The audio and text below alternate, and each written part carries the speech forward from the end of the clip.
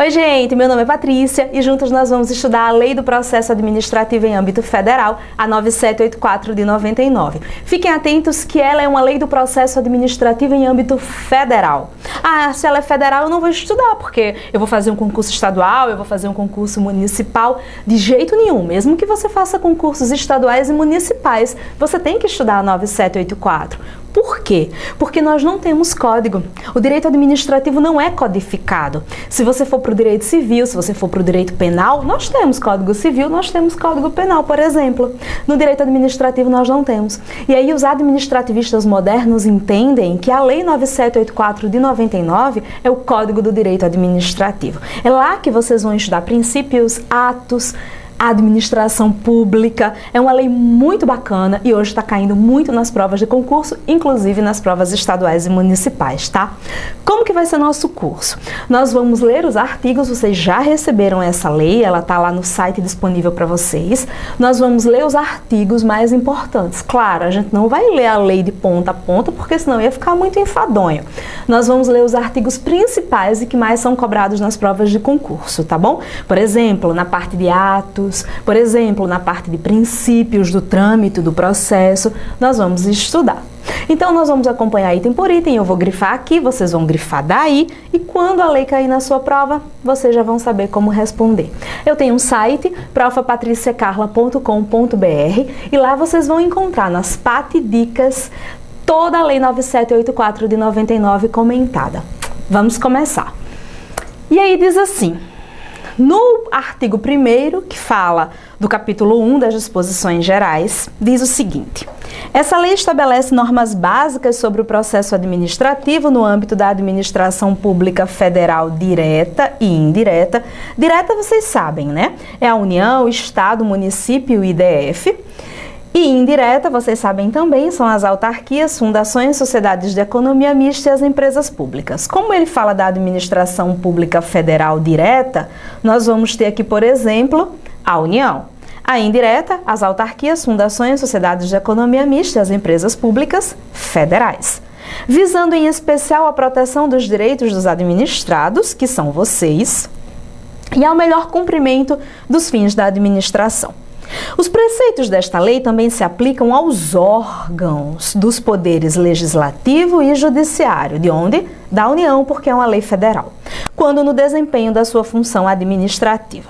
Para os fins desta lei, consideram-se órgão. O que é órgão? A lei define pra gente. É a unidade de atuação integrante da estrutura da administração direta e da estrutura da administração indireta. Então, órgão, gente, não tem personalidade jurídica própria. É um ente despersonalizado. E aqui ele está dizendo que é uma unidade de atuação que integra a estrutura da administração direta. Vamos pensar a administração direta em âmbito federal. Os ministérios, e da administração pública indireta. Vão pensar no INSS, que é uma entidade, é uma pessoa, mas tem os seus órgãos. Está na administração indireta e tem o seu departamento de pessoal, por exemplo. São os órgãos do INSS que compõem a administração pública indireta, porque é uma autarquia.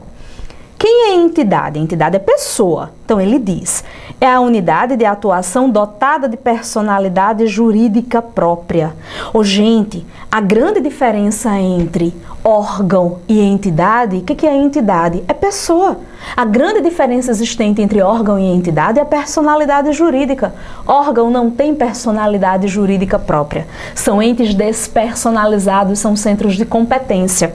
E entidade tem personalidade jurídica própria. Exemplo de órgão, Ministério. Exemplo de entidade, o INSS, o IBAMA. São autarquias, são entidades, são pessoas, têm personalidade jurídica própria. E a autoridade. Quem que é a autoridade? É o servidor ou agente público dotado de um poder de decisão. Em seguida, nós temos o artigo 2º, que diz: a administração pública deverá obedecer, dentre outros, aos princípios da legalidade, finalidade, motivação, razoabilidade, proporcionalidade, moralidade, ampla defesa, contraditório, que já tinha na Constituição no seu artigo 5º, né?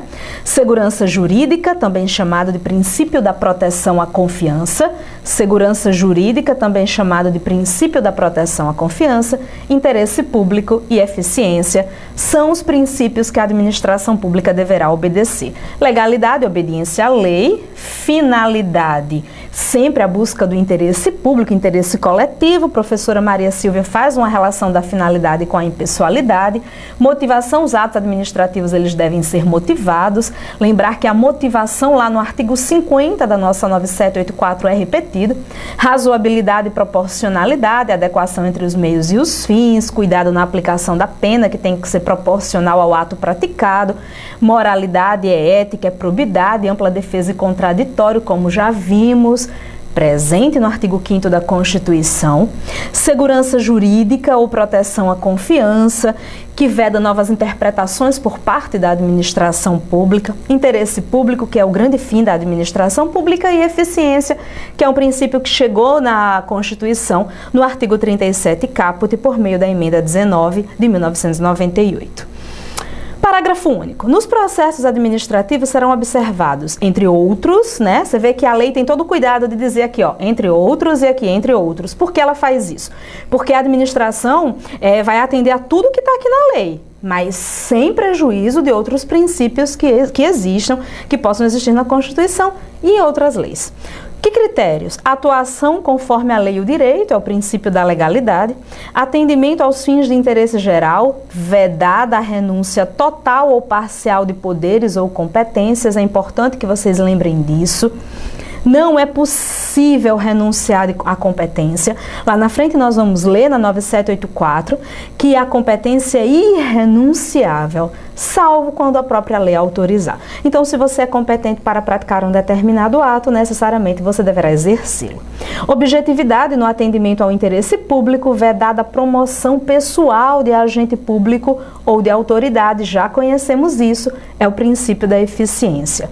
Atuação segundo padrões éticos de probidade, olha o princípio da moralidade, decoro e boa-fé. Divulgação oficial dos atos administrativos, ressalvadas as hipóteses de sigilo que estejam previstas na Constituição. Temos aqui o princípio da publicidade e divulgação oficial por meio do diário oficial. Caminhando, ele diz: a adequação entre os meios e os fins, vedada a imposição de obrigações, restrições e sanções em medida superior àquelas estritamente necessárias ao atendimento do interesse público. A adequação entre os meios e os fins. Estamos falando do princípio da razoabilidade. Vedada a imposição de obrigações, restrições e sanções em medida superior àquelas estritamente necessárias ao atendimento do interesse público. Está falando do princípio da proporcionalidade. Então, aqui no inciso 6, nós temos razoabilidade e proporcionalidade. Indicação dos pressupostos de fato e de direito que determinaram a decisão, nós temos o princípio da motivação. Observância das formalidades essenciais à garantia dos direitos dos administrados, adoção de formas simples, muito interessante isso, suficientes para propiciar o adequado grau de certeza, segurança e respeito aos direitos dos administrados. Olha, a 9784 é um processo informal, não preza pela formalidade como é, por exemplo, no processo civil, tá? Então, o nosso processo administrativo ele é completamente informal. Garantia dos direitos à comunicação, à apresentação de alegações finais, produção de provas, interposição de recursos, nos processos de que possam resultar sanções e nas situações de litígio, de briga, ou seja, temos aqui o contraditório e a ampla defesa. Proibição de cobrança de despesas processuais, ressalvadas as previstas em lei. Por quê? Porque o nosso processo ele é gratuito, gente. Ressalvadas o que a lei, porventura, venha dizer que possa ser cobrado.